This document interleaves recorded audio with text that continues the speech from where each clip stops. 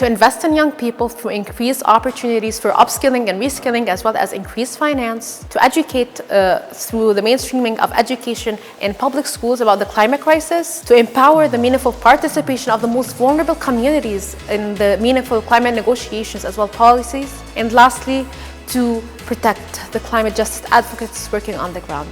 Is to work together as youth people in the Mediterranean Sea and to make some project that sustain, because we faced many problems together. We can find a solution if we work as groups together. I want a more sustainable and inclusive Mediterranean region to create better synergy between young people from different countries in the Mediterranean region.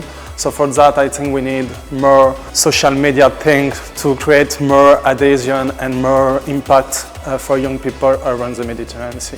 15% of the Mediterranean region's population living with disabilities, and sadly most of them at the working age are unemployed. I'm so committed to promote accessible entrepreneurship and employment opportunities for individuals with disabilities, which is aligned 100% with my project's mission.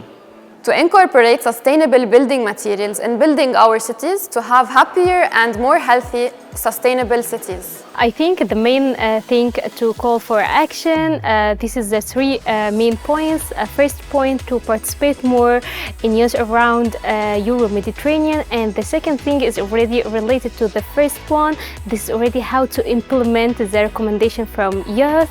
And the third thing, I think this is we can establish more and more partnerships between another stakeholders from NGOs and official governments or official institutions.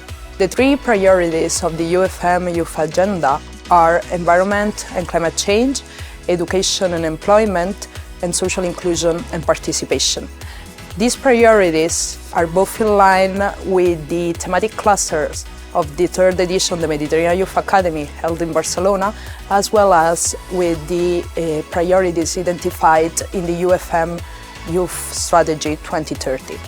The strategy was adopted in 2021 by the UfM member states as a shared commitment for empowering youth in the Euro-Mediterranean region. As a Mediterranean Youth Academy participant, my call for action for this edition would be to include youth more in decision making.